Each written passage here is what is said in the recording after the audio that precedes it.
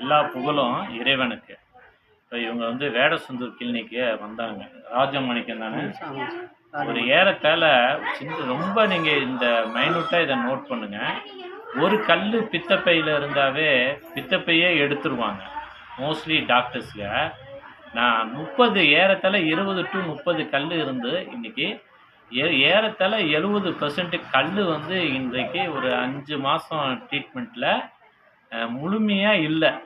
அதே போல் பார்த்தீங்க அப்படின்னா பேன்கிரியாஸ் வீக்கம் சொல்லுவாங்க. ஒரு சாதாரண பேன்கிரியாஸ் வீக்கம் வந்து வலி வந்தவங்க எப்படி துடிப்பாங்க அப்படின்னா, ஒரு கத்தி எடுத்து வயிற்றுல குத்துனாங்கன்னா அந்த ரணம் எவ்வளோ இருக்குமோ அந்த அளவுக்கு துடிக்கக்கூடிய ஒரு பேஷண்ட்டு தான் நான் ஒரு 6 மாதமாக எனக்கு தெரிஞ்சு ஒரு நாள் கூட வலி நீங்கள் எங்கிட்ட வந்து அதுக்கு முன்னாடி எப்படி வலியில் துடிப்பீங்க? அதுக்கு முன்னாடி கால் மண்டியில் போட்டு தான் உட்காந்து நிமிந்துல உட்கார முடியாது. நிமிந்து உட்கார முடியாது.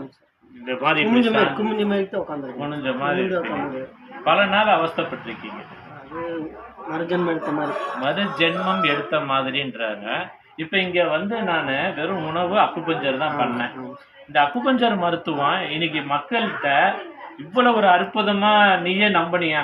முதல்ல நம்பாம தந்தேன் சார். ஆனா வலி குறைஞ்சதுக்கு அப்புறம் அதை வச்சு என்ன நம்ப ஆரம்பிச்சேன் சார். எனக்கு உண்மையிலே இவ்வளவு பெரிய சாதனை பண்ணணும்னு எனக்கும் சந்தேகம் தான். இந்த ஒரு சாதனை இல்லை, நிறைய வீடியோ போட்டிருக்கேன், நிறைய பேஷண்ட்டுகளை ரொம்ப. ஆனால் இவருக்கு வாழ்வியல் முறையும் உணவு முறையும் எங்கிட்ட வந்து ஸ்ட்ரிக்டாக இருக்கும். அதில் ஜெயிச்சோமா மருத்துவத்தில் ஜெயிச்சோமா? உணவு முறையில் ஜெயிச்சோம். உணவு முறையில் தான் ஜெயித்தோம். இன்றைக்கி உணவு முறைக்கு வர்றதுக்கு தான் நீங்கள் யோசிக்கிறீங்களே தவிர, நான் வந்தேன், சிகிச்சை எடுத்தேன், நான் குணமான வெளியே போனேன்னு யாரும் சொல்ல மாட்டீங்க.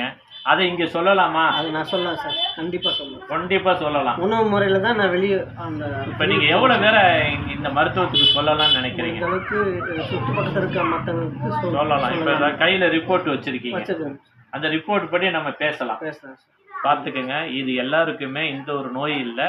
உங்கள் உடம்புல எந்த ஒரு அறுவை சிகிச்சை இல்லாமல் மருந்து இல்லாமல் நீங்கள் எனக்கு 2 மாதம் டைம் கொடுங்க. எவ்வளோ பெரிய பிரச்சனையாக இருந்தாலும் அதில் உங்களுக்கு இறைவன் அதில் ஒரு பெரிய மாற்றத்தை கொடுத்தா என்னை தொடர்ந்து சிகிச்சை எடுங்க. இல்லைன்னா என்கிட்ட வரவே வராதீங்க.